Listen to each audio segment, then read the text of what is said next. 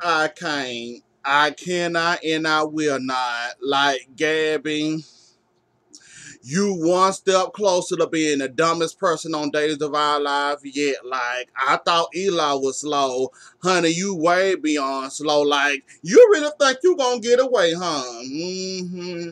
You didn't get what you want. You called yourself venting the K after JJ then told you what happened and you mad in your feelings and you thinking you gonna get away with this, so that plan didn't work. So now you got to reschedule and reevaluate your plans. And now you thinking, oh, this new plan gonna work that involves Kate. Like, Gabby, you better sit your behind down somewhere. Like I said, if you get shipped off the prison this time, they are gonna throw away the key on your behind. And I won't say I won't miss you, and I won't say I won't feel sorry for you, because you really are asking for it this time around. I mean, you literally begging for it.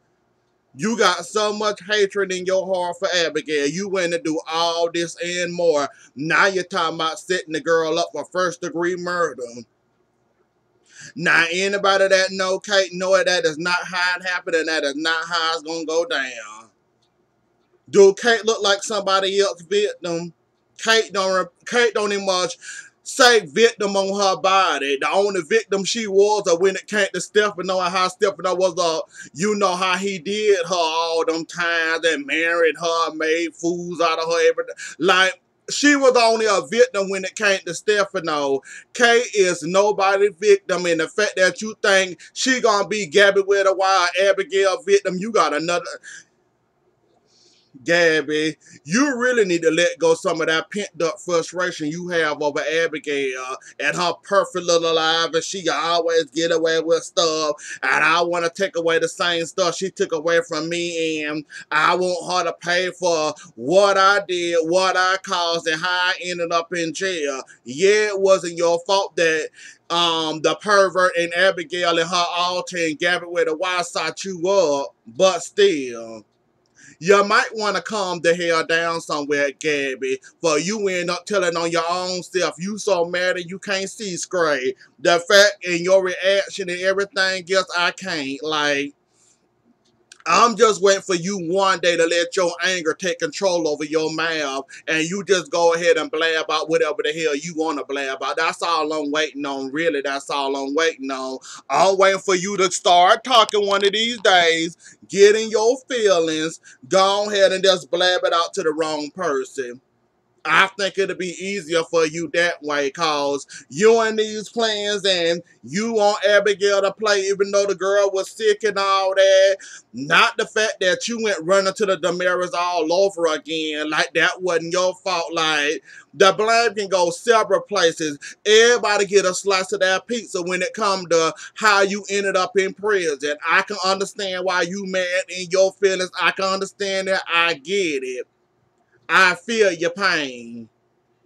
But for you to go after that one person and Stephen, you might need to go after Chad, JJ, Jennifer, and everybody else that was involved in this and were involved in this, and who else kept this Gabby with a wild eye trial as long as she stayed out. Mainly, you need to go after the pervert, if anything, cause he the one kept the stuff going and wouldn't let it in and taking her all out the country and all that. Got her running amok all over Hong Kong and all that, busting people across the head, planting evidence on people. No, you planting evidence on people. Like, Gabby, I understand you going after two of your people that caused of you to go to jail or prison. You need to go out to Chad and everybody else. I guess it is involved Chad too, and I guess you kind of feel some type of way against him too. That's why you playing this whole little baby thing. I don't know where you going there. I guess you want to get him too.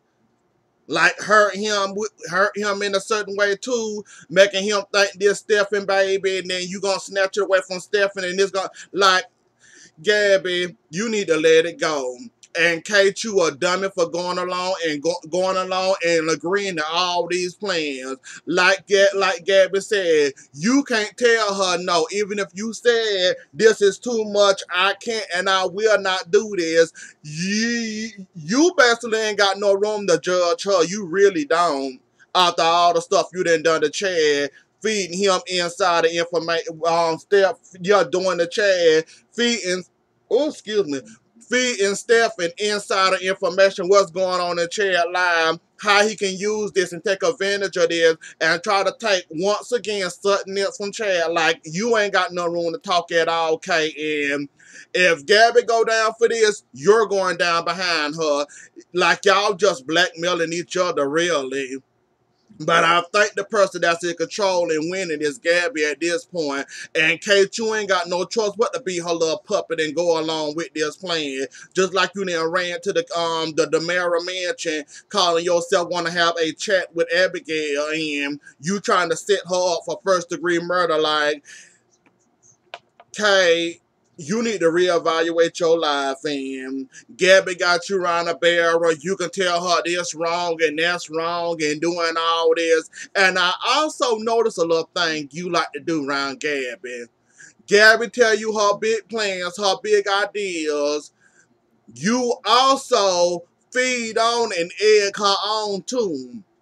Like when she said what she was gonna do and how she said what she gonna do and what her big ideal is and how she gonna Abigail to be miserable, pitiful, alone, every door that open for her, it end up closing back in her face. Like when she told you all these plans, when you opened your mouth and told her another plan, you gave her another whole idea. Like, Kate, shut the hell up when it come to around being around Gabby, because every time you open your mouth, I notice that you give her a new and better idea every darn time. Like, you need to cut it out, Kate, because you doing the absolute most, and both of y'all need to go ahead and be hold hands to go to prison together, cause Gabby, it's only a matter of time, and Kate only you, and Chad, you still a dummy. Love you dearly, love your character, love the actor, you a dummy. Like, if I was Abigail, when all this come out to be said and done, I would divorce you, leave you, and the only thing I have to deal with you, Chad, if it came to us, is our child. I would literally leave you quicker than a hurry. I would divorce Stephen, tell you to get the hell away from me. I don't want nothing to do with you. I have my mama come drop Thomas on and off at my house. How the hell you believe in a friend, an ex-girlfriend, and Kate, of all people that you trust and consider her as a mother to you? How the hell you want to trust in two people over your wife? Your wife up here telling you, I ain't sick, ain't nothing going on. Gabby doing this, Gabby doing that, she doing this. I'm not having no brain. I'm not losing time. I'm not sleeping because I want to. This is cause Gabby is bothering me. I don't know how many times must she say this to you and scream this at you for you realize, oh shit, my wife might be telling me the truth. Now I know, I understand why you'll believe Kay over Gabby. I can understand that. But your wife have no say in the matter of her sanity and her, she don't have a say at all. So basically, if she tell you, "Boo, I'm a ghost," you won't believe her. Like, come on, Chad. Just for that right there, you need to be punched in the face. You believe in two women. Chad, I cannot and I will not with you. I don't understand how you believing of all people, Gabby, that can be holding a grudge against my wife and want to see my wife pay for what she did to me because she's so-called some victim and it wasn't none of her fault. Like, Chad, how do you... Okay, I give you K. I give you K. But Gabby, you believe in Gabby. And I would bring up the fact that remember what happened remember what happened the last time she lost her mind and all both of her two altars came out. Remember all the chaos in hell they caused. It's amazing how Gabby and Kate said she out. But mind you, the only two incidents she had was bust Gabby in the forehead and push Kate in some bushes. That's it. Wait, you don't... You know what? I can't even use that as an example. I just thought about that because you came in at the end of this and your eyes, your wife wasn't sick. You didn't see nothing. You didn't hear nothing. You didn't suspect something. Somebody literally had to tell you your wife was sick because you couldn't see it. So I don't know why I'm explaining myself to you, and I don't know why I'm trying to make you understand that if Gabby with the wires out, she must have got calm and then took a happy pill or something, cause she is very calm this time around and not very wild and active and busting several people across the head, locking people's up, about to kill people like she did the first time. Like, I would say, remember all the chaos she caught the first time, but you only came in at the back and the end of that, so I can't use that as an example. You wouldn't know what was going on if it came and popped you in your eyes. So maybe JJ can catch on. Cause I think he was kind of deaf through it, and he came in through the mirror and he figured out something was wrong with his sister. Like somebody that knew the whole Gabby altar was there. The Gabby with a white altar was there. That caught it from the beginning. Like somebody that needs, Chad, you need to be punched in your face. That is all I'm trying to say when I'm trying to get around these words. Chad, you need to be punched in the face for not believing your wife, and basically this all your fault for not believing in your wife, and you believe in Kate and Gabby of all people over your wife, and you running with what they said, and you believe in this, and you trying to have your wife committed, and your wife basically screaming at you saying, I am not crazy, I am not losing my mind, I am not losing sight of reality. I am not, just cause you saw that black wig on me don't mean nothing. Like, I don't know how many times she gonna have to scream that to you. Like, you basically pushed your wife to Stephen. You basically did. And now while you sitting up thinking of talking about some kidnapping her, cause I saw and I already know what's gonna happen. He gonna kidnap her. Whoop the goddamn dude. That still don't get over the fact that you won't believe your own wife, but you ever sit there and believe two damn liars over your wife, though. That still don't get over the fact. Like, if I was Abigail, I would be done with you so quicker than a hurry.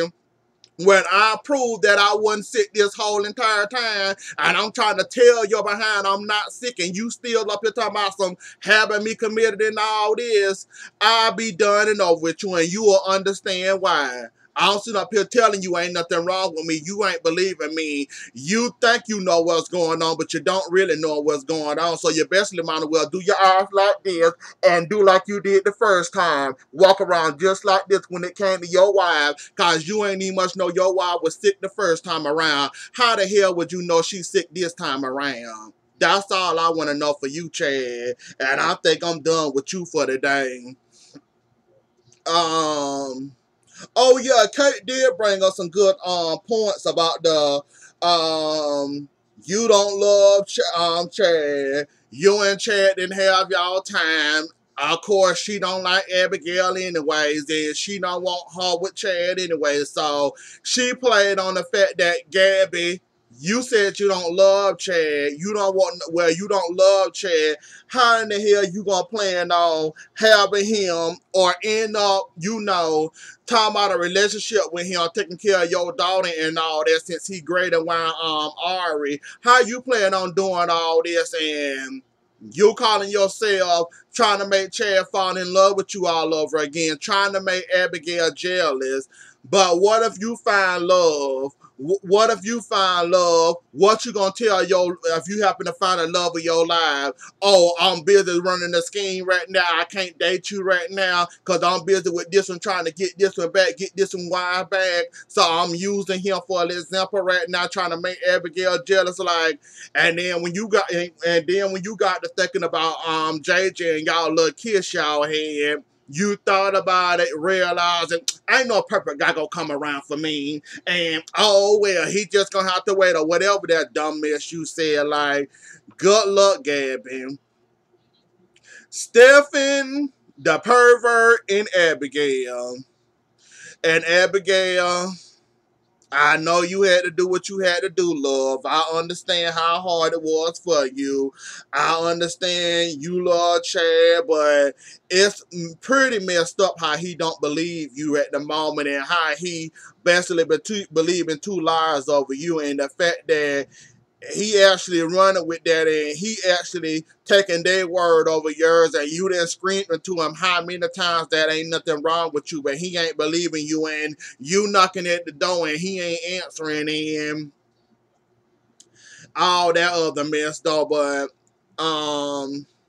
so Chad on this little rescue mission on the save Abigail, meaning he came, he knocked on the door, him and Stephanie started up there and fought at the door. Stephanie managed to get the upper hand and pushed him back out the door. So pushed him back out the door. So now he out the door knocking, talking to himself, calling himself, thinking he talking to Abigail, but Abigail in the dining room, the living room, and he's sitting out there talking to her dog, and the security guard told him, you got to go, you got to leave immediately. And apparently Stephanie changed all the guards from when Chad and Stefano and all of them used to be the guards or security around Stefano, the mayor mentioned, cause these was all new, brand new security guards, and clearly and obvious they didn't know Chad, so ain't no way to explain them or make them understand that, look, I'm trying to save my wife at the moment, you disturbing that, and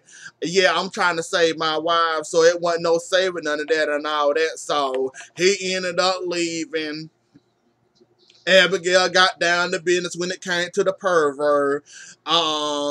Stefan, I know you want Gabby with a Y out. Gabby with a Y ain't coming out. I know Gabby got you confused and twisted thinking Gabby with a Y out. Cause you done seen it with the black wig and all this and all that. And you been dreaming of Gabby with a Y. I know you think she gonna come out like Abigail said. And Abigail had perfect points. If Gabby would have wise out. Don't you think when me and you was getting married, she would have came out and kissed you and all that and whatever? She ain't do none of that. And if you think she was coming out, don't you think y'all would have been made in love and start up where y'all left off at? And she told him, I'm not losing time. I'm not losing my mind. I'm not sick. This is all Gabby playing with me. He asked the question, okay, fine. If Gabby is really setting you up, what does she have to gain from there? She said, easy. She want me to pay because she's still mad in her feelings about what happened to her being in prison and all that other stuff was going on.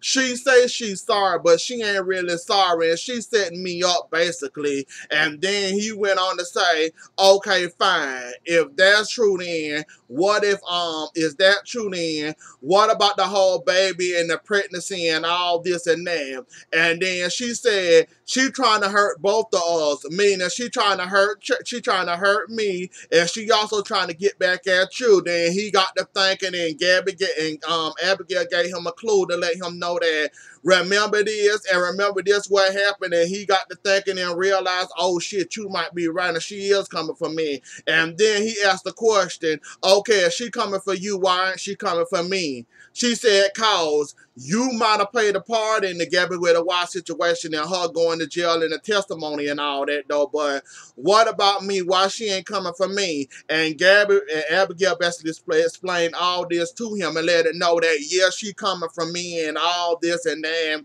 he got a call from Seth Burns letting him know that EJ is alive and he at the hospital, so he going to see EJ. And here go Kate with this silly ass plan that her and where Gavin came up with, and she willing to execute this plan.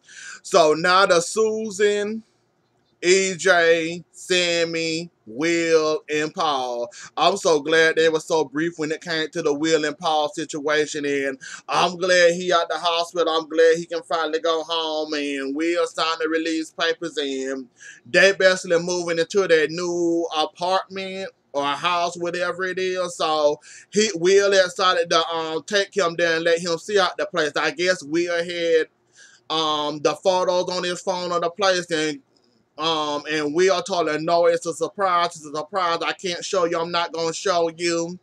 This is where Susan ran into EJ, found out EJ was alive, trying to take EJ out the hospital.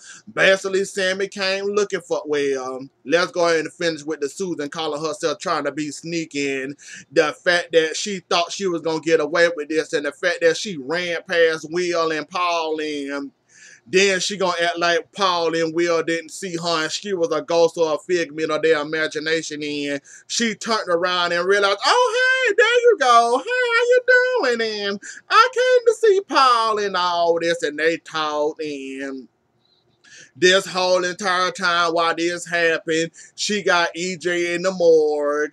She wouldn't take him out. Well, she finna take him. Well, sound like her plans is Sammy didn't tell her about EJ being alive.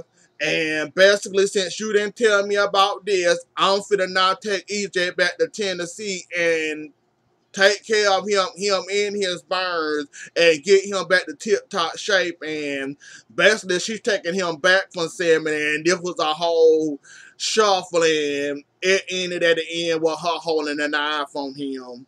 Basically, when Sammy came back to the room and realized he wasn't there, asked Kayla what was going on. Kayla said, well, maybe he had a test. And she said, well, maybe they ain't put it in the chart yet. And she called, and that was she alerted security, and all this and all that going on. And this whole entire time she frantic running around the hospital trying to look for EJ. She runs into Will and Paul, and basically she told her she don't want that fruitcake, like she said, Susan, around EJ in the condition she in. And she said, and Will said,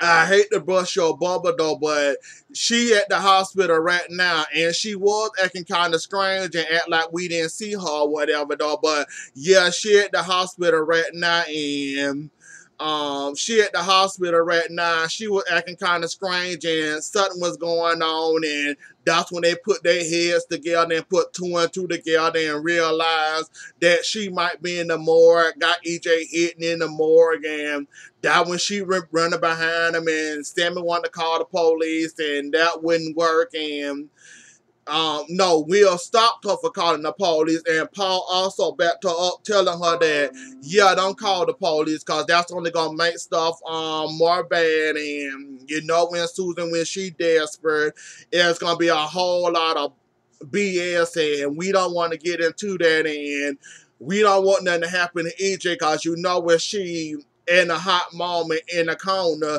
she come out scratching and clawing, and we don't want none of that to happen. So we just gonna pay the situation safe. Sammy ended up finding EJ. Susan tried to play it off in her scrubs and her little mask on.